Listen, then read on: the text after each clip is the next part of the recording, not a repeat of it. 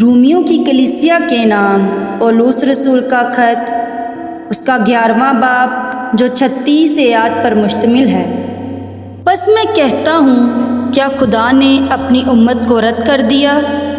ہرگز نہیں، کیونکہ میں بھی اسرائیلی، ابراہیم کی نسل اور بنیامین کے قبیلہ میں سے ہوں۔ خدا نے اپنی اس امت کو رد نہیں کیا جسے اس نے پہلے سے جانا۔ کیا تم نہیں جانتے کہ کتاب مقدس ایلیا کے ذکر میں کیا کہتی ہے کہ وہ خدا سے اسرائیل کی یوں فریاد کرتا ہے کہ اے خداوند، انہوں نے تیرے نبیوں کو قتل کیا اور تیری قربان گاہوں کو ڈھا دیا۔ اب میں اکیلا باقی ہوں اور وہ میری جان کے بھی خواہاں ہیں۔ مگر جواب الہی اس کو کیا ملا؟ یہ کہ میں نے اپنے لیے 7,000 آدمی بچا رکھے ہیں جنہوں نے بال کے آگے گھٹنے نہیں ٹیکے۔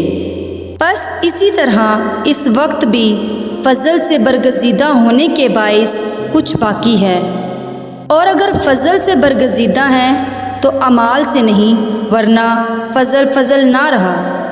بس نتیجہ کیا ہوا؟ یہ کہ اسرائیل جس چیز کی تلاش کرتا ہے وہ اس کو نہ ملی، مگر برگزیدوں کو ملی اور باقی سخت کیے گئے۔ چنانچہ لکھا ہے کہ خدا نے ان کو آج کے دن تک سست طبیعت دی، اور ایسی آنکھیں جو نہ دیکھیں اور ایسے کان جو نہ سنیں۔ اور داؤد کہتا ہے کہ ان کا دسترخوان ان کے لیے جال اور پھندا اور ٹھوکر کھانے اور سزا کا باعث بن جائے۔ ان کی آنکھوں پر تاریکی آ جائے تاکہ نہ دیکھیں، اور تو ان کی پیٹھ ہمیشہ جھکائے رکھ۔ بس میں کہتا ہوں کہ کیا انہوں نے ایسی ٹھوکر کھائی کہ گر پڑے؟ ہرگز نہیں، بلکہ ان کی لغزش سے غیر قوموں کو نجات ملی تاکہ انہیں غیرت آئے۔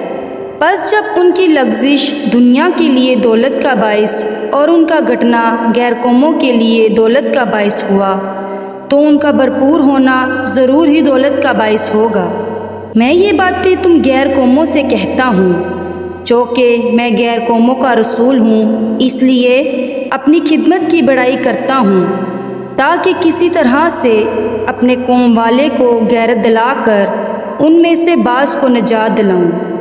کیونکہ جب ان کا خارج ہو جانا دنیا کے ملنے کا باعث ہوا، تو کیا ان کا مقبول ہونا مردوں میں سے جی اٹھنے کے برابر نہ ہوگا؟ جب نظر کا پہلا پیڑا پاک ٹھہرا تو سارا گندھا ہوا آٹا بھی پاک ہے، اور جب جڑ پاک ہے تو ڈالیاں بھی ایسی ہی ہیں۔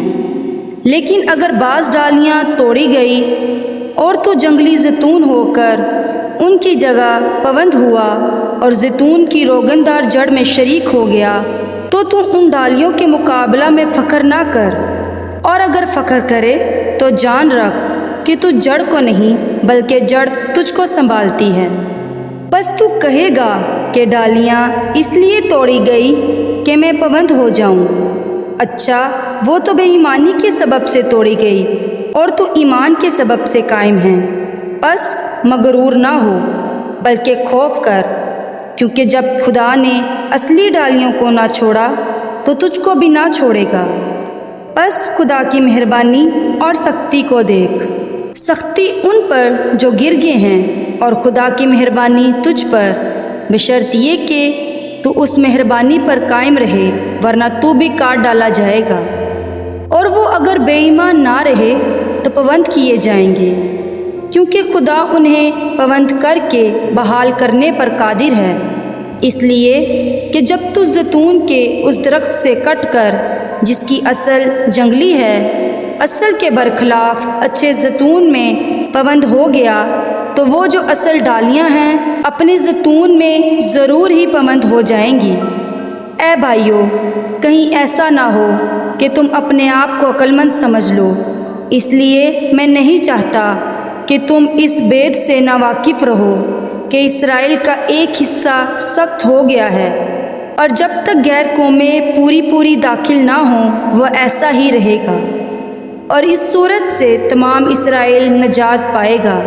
چنانچہ لکھا ہے کہ چھڑانے والا سیون سے نکلے گا اور بے دینی کو یعقوب سے دفع کرے گا، اور ان کے ساتھ میرا یہ عہد ہوگا جب کہ میں ان کے گناہوں کو دور کر دوں گا۔ انجیل کے اعتبار سے تو وہ تمہاری خاطر دشمن ہیں، لیکن برگزیدگی کے اعتبار سے باپ دادا کی خاطر پیارے ہیں۔ اس لیے خدا کی نعمتیں اور بلاوا بے تبدیل ہیں، کیونکہ جس طرح تم پہلے خدا کے نافرمان تھے مگر اب ان کی نافرمانی کے سبب سے تم پر رحم ہوا، اسی طرح اب یہ بھی نافرمان ہوئے تاکہ تم پر رحم ہونے کے باعث اب ان پر بھی رحم ہو، اس لیے کہ خدا نے سب کو نافرمانی میں گرفتار ہونے دیا تاکہ سب پر رحم فرمائے۔ واہ، خدا کی دولت اور حکمت اور علم کیا ہی عمیق ہے، اس کے فیصلے کس قدر ادراک سے پرے اور اس کی راہیں کیا ہی بے نشان ہیں۔